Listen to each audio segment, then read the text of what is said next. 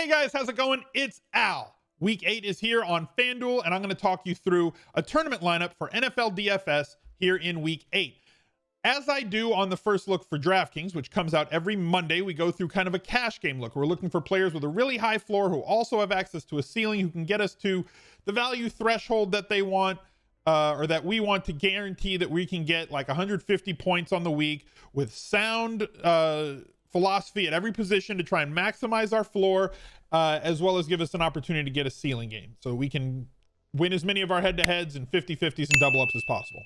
The philosophy is different on this FanDuel first look, where we are trying to capture as much upside as possible. We can eschew the floor a little bit, even though a lot of these players will have a solid floor that they bring along with them, but we're looking more to correlate this lineup around a stack or a double stack with a quarterback, bringing it back with a player from the opposing team, as well as including a secondary stack in this lineup, meaning two players that are correlated on opposing teams without the use of a quarterback. The reason being, there are 9 roster spots to fill when you include the defense. 8 of those are skill position players.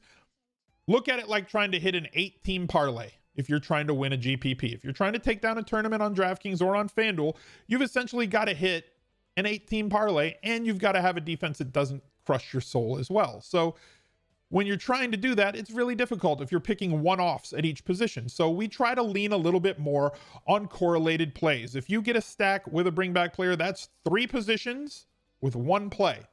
If you use a double stack with a bring back, that's 4 positions with 1 play. It's much easier to be right about 1 thing than it is about 4. If you use a secondary stack, that is 2 positions with 1 play. It's a lot easier to be right about 2 things than it is about 6. So if we try to build our lineups that way for tournaments, and you should be doing that, we've talked about it a lot with the different lineup builder tutorials that I've weaved into the content that we've had on this channel. Whether you're building by hand or using a lineup builder to do it, anytime that you can correlate your lineups, it will lead you down the path to, when you are right, to being very, very right. And we've seen that be the case pretty much every single week this season, with the large tournaments being won with stacks, double stacks, bringbacks, and a secondary stack in those lineups the majority of the time, and sometimes a third correlated play as well within those lineups. So thank you for tuning in once again. If you're new, subscribe to the channel, ring the notifications bell, drop a like on this video. We're trying to make sure that we get like 10% of the likes per views. That's 1 like for every 10 viewers. I don't think I'm asking too much. This video has been getting around 10,000 views per week. Let's shoot for 1,000 likes on this video. It's up to you. Don't let me down. Don't let yourselves down. Shake your tails when you walk. Leave a reply down below. You're better than that. Let's get to the video. So starting at quarterback, not running back. Starting at quarterback, we got what?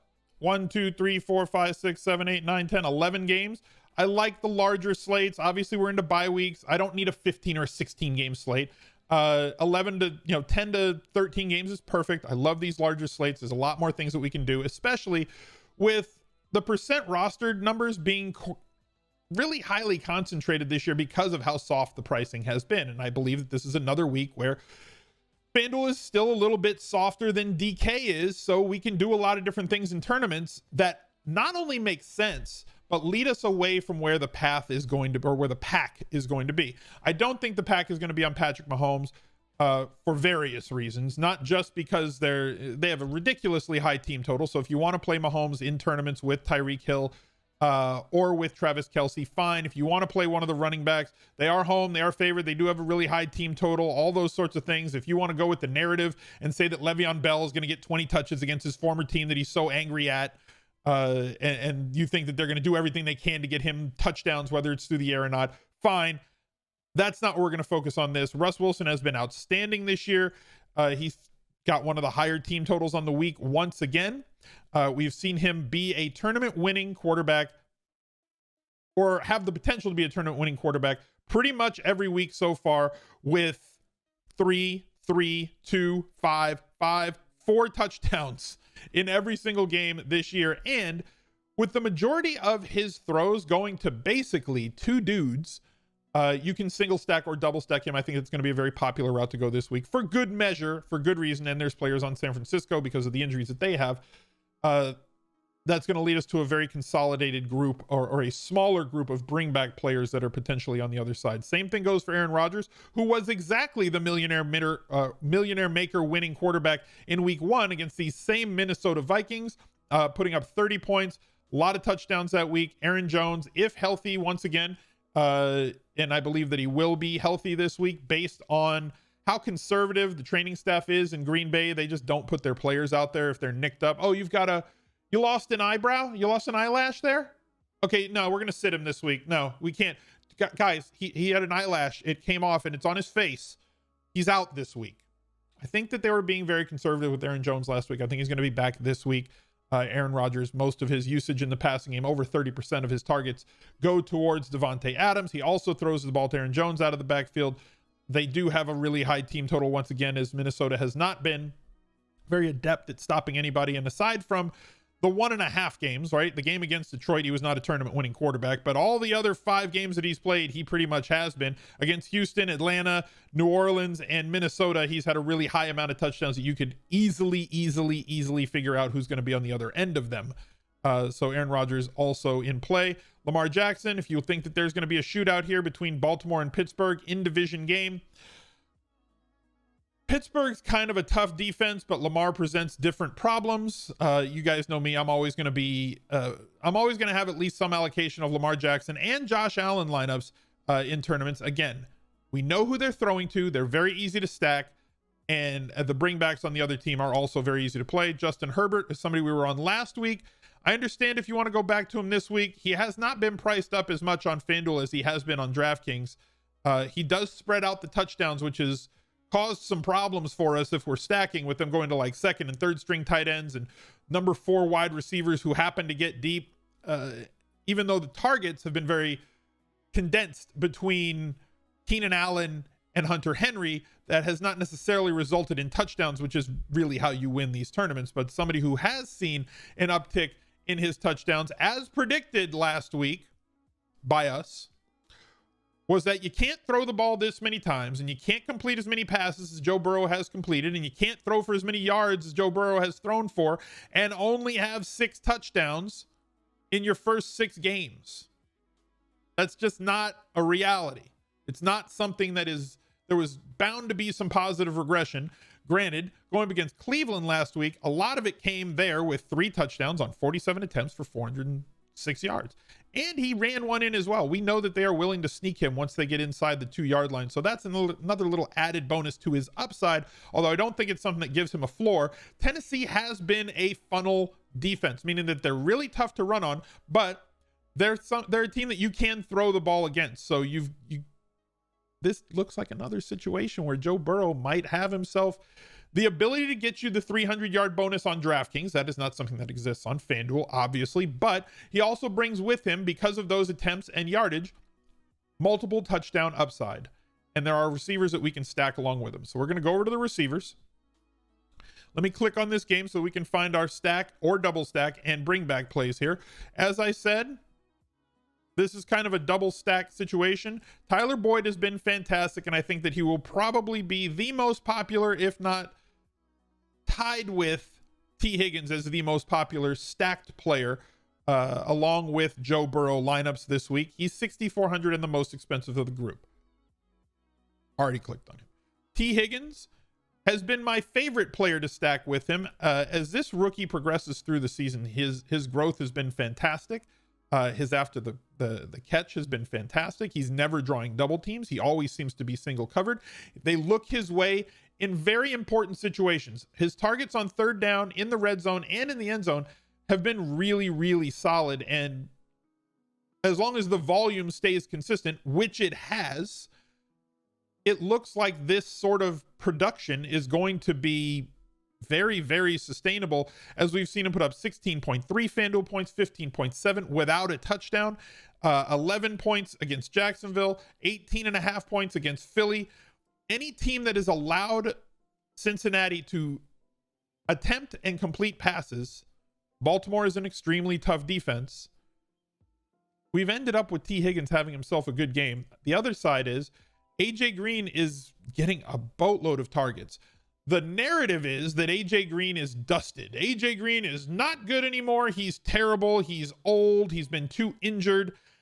I will 100% agree with you that AJ Green is not the player that AJ Green was 3, 4, or 5 years ago. This is not who he is anymore, right? He's not that dude at this point in his career.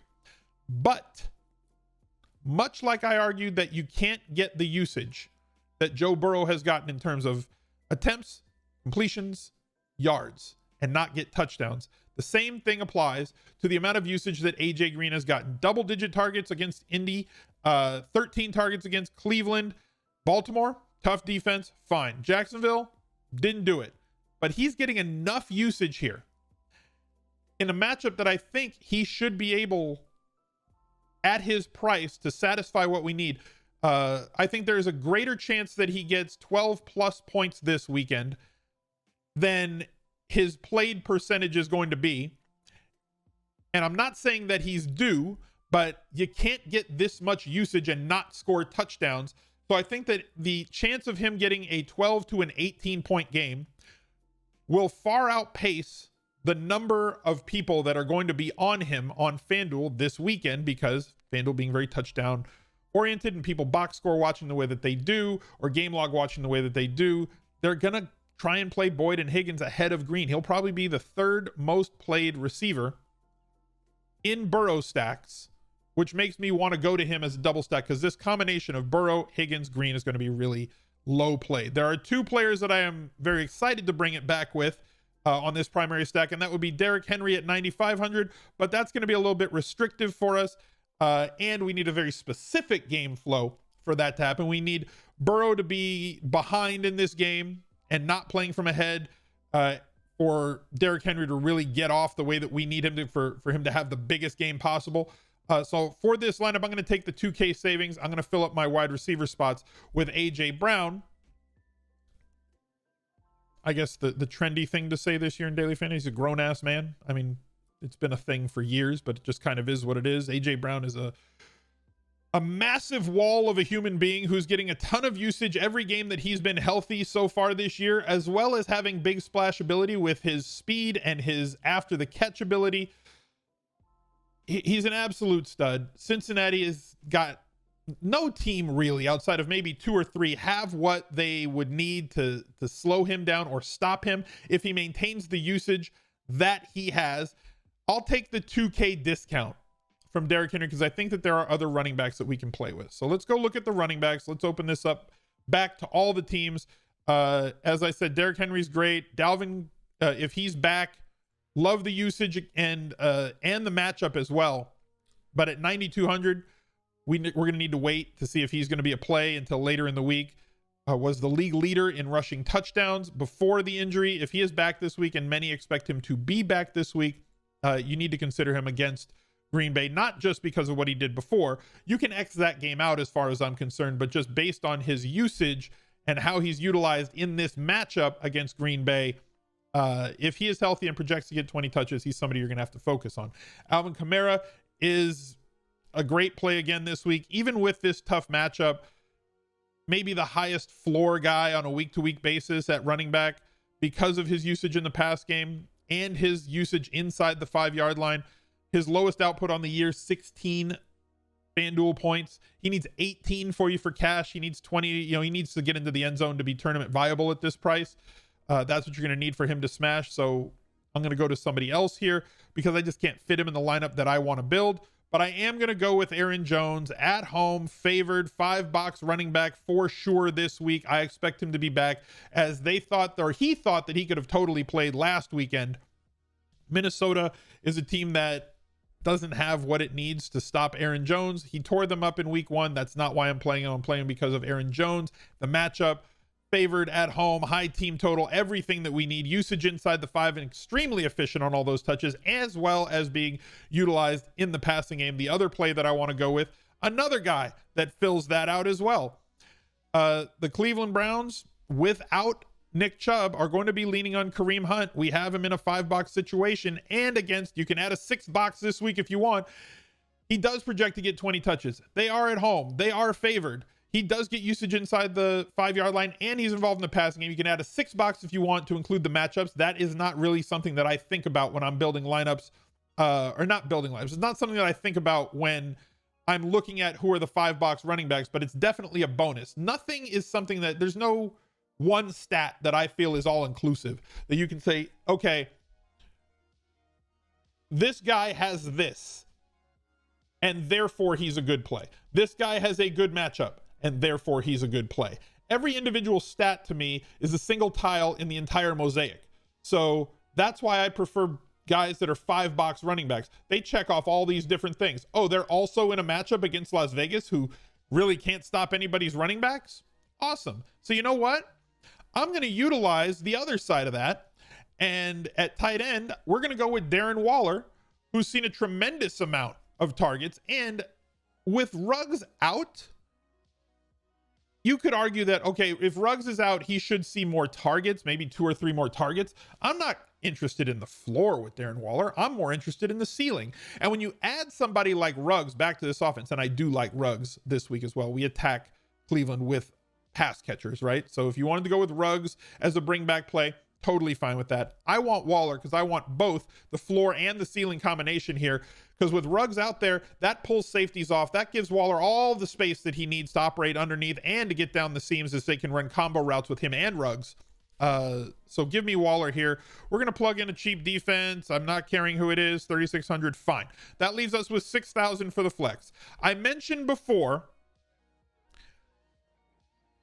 that if you want to go with the narrative that Le'Veon Bell, who hated his time in New York, is playing against the Jets, and that Andy Reid is fully aware of that, and one of the reasons that Le'Veon Bell picked the 3 teams that he picked as finalists for signing with were that they were the Jets' next 3 opponents.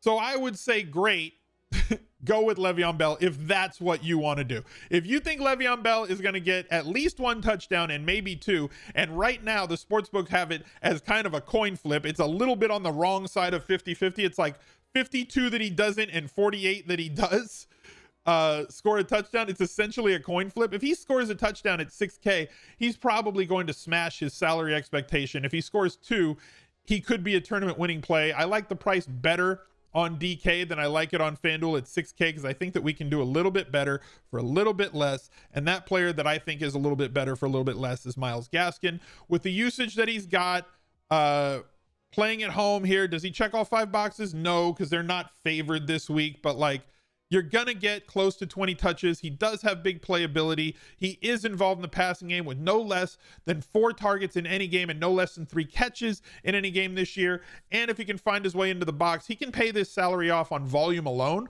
which is one of the things that I look for. And if he happens to find his way into the end zone once, if not 2 times, he could really turn into a must win or must play tournament winning play, not unlike somebody like James Robinson in week 7. So there's our lineup here for week 8. Joe Burrow stacked with AJ Green and T Higgins. We're going to correlate AJ with AJ to bring it back with AJ Brown and the other team. Secondary stack is Kareem Hunt to Darren Waller, going after Aaron Jones and his matchup and his volume, and a 5 box running back in this spot.